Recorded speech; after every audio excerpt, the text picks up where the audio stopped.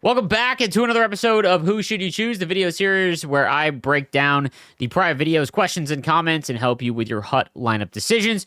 I do want to announce something. I am hosting a show put on by Amazon on Twitch tonight. It's called Let's Go Hockey. I believe it starts at 5 p.m. Eastern Time. It'll go live about 4:30.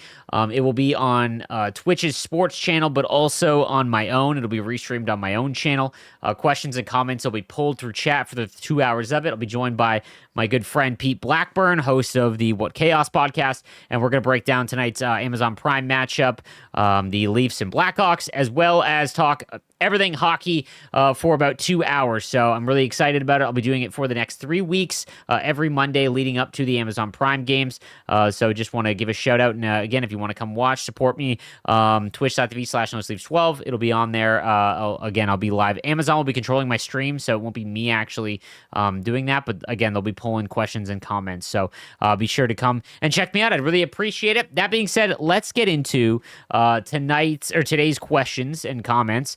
All right, Daniel says, it's just dumb they got rid of the upgrade MSP approach compared to the static overall. You can build the lowest overall MSP and use them for objectives and then max them out after using them for a bit. It also makes most cards have value for a set of collectibles as well. I agree. I think this is a classic case of one step forward, two steps back.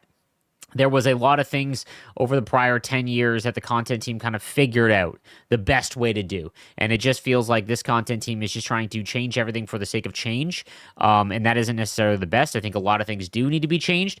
But I hate that it might have been a little bit more boring, but the power-up collectible format was just so much better, in my opinion. It was way more simple, right? It was also just far easier. You're able to actually get the MSP far easier, use them for objectives, and then upgrade them at your own pace. I hate the formats that they're doing now. I get that it's different, but it's just convoluted and overcomplicated. So I agree with you there. What's up, Sleeves? I'm a Div 5 Filthy Casual and just pulled Makar 87 in a Comp Elite pack. Should I use him as my number one defenseman for the rest of the season or sell him for 300K and get 3 or 4 players that will make my roster? Is it better to have one high overall or spread it around? Depends on your team, obviously. If you're just a casual player, then you probably don't play enough to get an MSP every week. What I would recommend is probably sell them now. And if you really wanted to, if you had enough in your collection, you could go make the cover athlete Cale Makar for a little bit cheaper. Again, in comparison, I don't know. It depends on how much you have in your collection to be able to make that card. But no, I would probably spread your team around to try and upgrade everywhere else. Quick question. How would you rank the 87 Faber, Montour, and Drysdale 85? Thanks again. I would go... Off the top of my head, Montour 1, Faber 2, Drysdale 3rd. Hey, Sleeves, would you think I need to do Barkov if my centers are Lemieux 87, Nieuwendyk at 85, Crosby 86, and Matthews 85? No, you do not. He would be a great one and better than Nieuwendyk, but in your situation, there's no need to. I'm not sure why EA didn't get rid of the agent. I'm not sure why EA didn't get rid of the event objective grind and add an XP path to earn the rewards for the event that runs concurrent with the regular XP path. This would be the single change that would bring the player base back and keep everyone happy. Yes, I completely agree. Like, the event objective grind is awful, and it's something that they need to fix. That being said, like, I don't know if the tech is there, but I would love it if they got it into NHL 26. I think that making all of the event objectives based via XP would be great. We'd be able to play the game the way we want. Hey, Slaves, I'm in a dilemma. I need your opinion.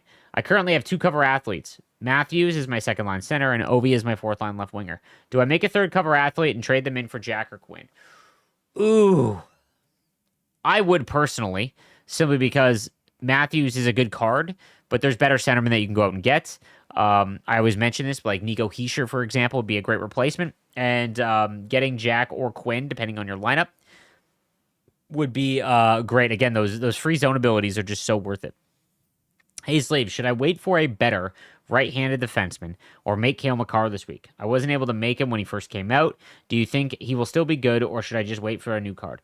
His cover athlete card is still one of the best cards in the game. Like, you could probably make him if you are looking for a right-handed defenseman, Dad, for sure.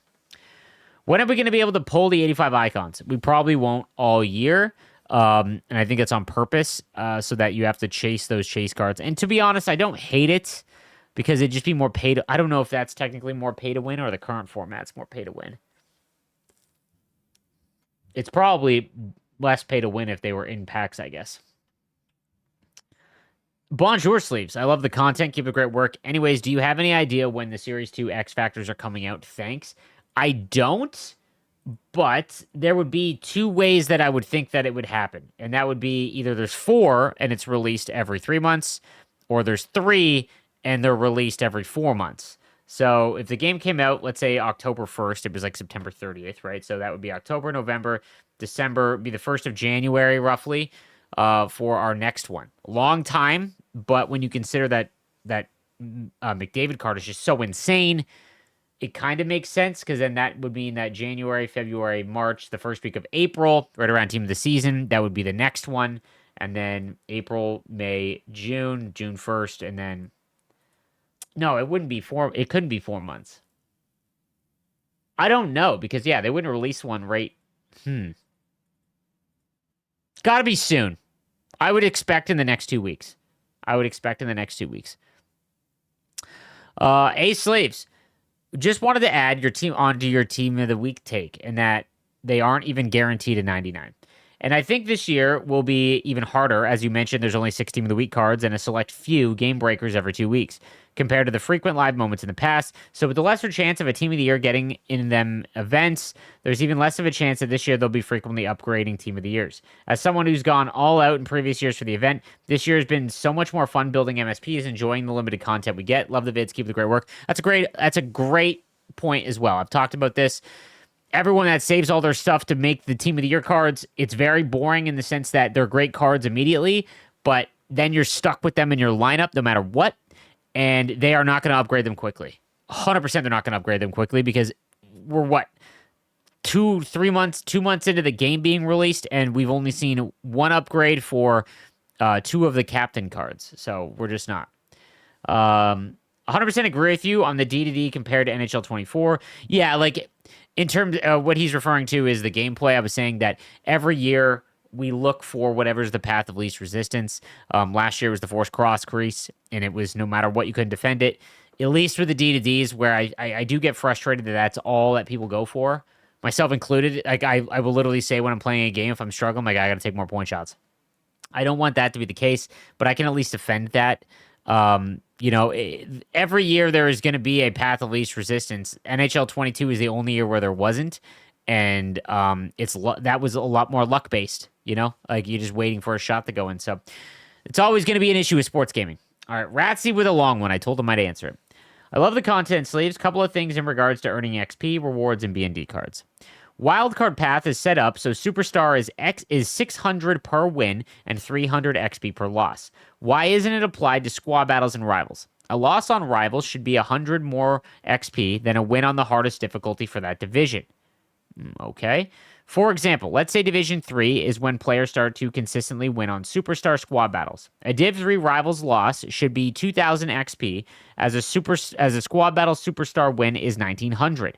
While a Div 3 Rivals win is 2,500 XP. Could then make it so Div 2 loss is 2,500, take the win XP from the lowest division, or the division below it, while a Div 2 win is like 3,000 XP. When grinding Wildcard Path, people do it online because it is the hardest, or it is the higher benefit than offline. Applying that logic to Rivals would make Rivals more than just chores to qualify for Champs. That's a good point. He makes a good point there. Champs XP needs to be increased. I was getting 1,500 per win today. The most competitive game mode should not be giving Div 3 XP per win. In my opinion, a Champs win should be like 4,500 XP, while a loss is 2,200. In my Rivals example, Div 1 Rivals win would be worth 4,000. Champs rewards should also include either an XP multiplier boost for the week, a 5 XP boost for rank 1, or a large sum of XP base that increase based on wins and starts at 10 wins. Interesting. I don't know if I agree with the XP getting increased by a ton in Champs. And the reason for that is, again, I always take the overall player base into account.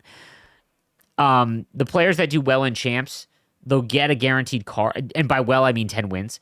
Not the like very small portion of the player base can even get 10 wins. That being said, you get a guaranteed card and you're getting the most amount of XP, so you're chunking out the XP path as much towards Eichel and other rewards.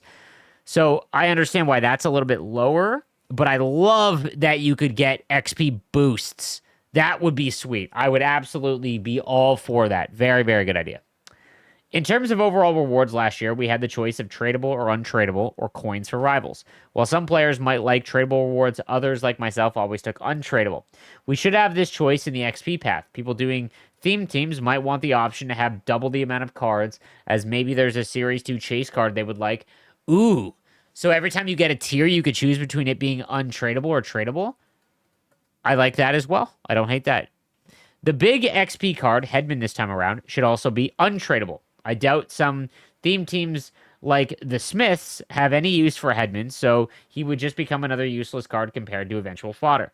BND needs to be restricted to big trade-in sets like Supercharged, X-Factors, Holograms. Would also be cool if Team Builders worked BND, so trading in my Koivu and Boyle would allow me to keep one BND while I get one of the second round cards. 100% in agreement with this. The BND is a good thing that's added to the game. They use it in the worst way possible. The only good example of the BND set in this game is the McDavid trade-in. Anytime that there is an exceptional cost trade-in, you should be able to get some or all of it back BND. So a great example is the team builder. Yeah, when the new team builders come out, trading in 2, you should be able to get at least 1 back BND, right? Totally agree with that. And I hate that they give out BND cards. It makes no sense. I don't really understand what they're protecting, like at all. It's so dumb to me. Side note question. Looking at fantasy MSPs this year, week 1 was really bad. You mentioned before how there's no difference between the fantasy MSPs and base fantasy cards. What if EA made the fantasy MSP next year? Obviously, the more riskier pick, like guys not stated to hit 99, Matheson or injury-prone guys Malkin have free abilities. They would be more OP when usable, but at least they'd have some value outside from the cool art. Yeah, I don't hate that. It was very weird to me because you're right. The cost was exactly the same. So other than the cool card art, like either do this. Don't give, if the power-up icons are not going to actually be power-ups, so I'm talking about like the Brindamore and Paul Coffey and all of that, don't spend the resources on the graphic team to put out like 30 of these power-up icons that don't upgrade. Just make them the base ones, whatever. The holograms 100% do. But then spend the resources to give all of the fantasy cards, all 32 or 34 of them, master set card art. Because those are cards that are just so sought after. They should all have master set card art. So I like that idea as well.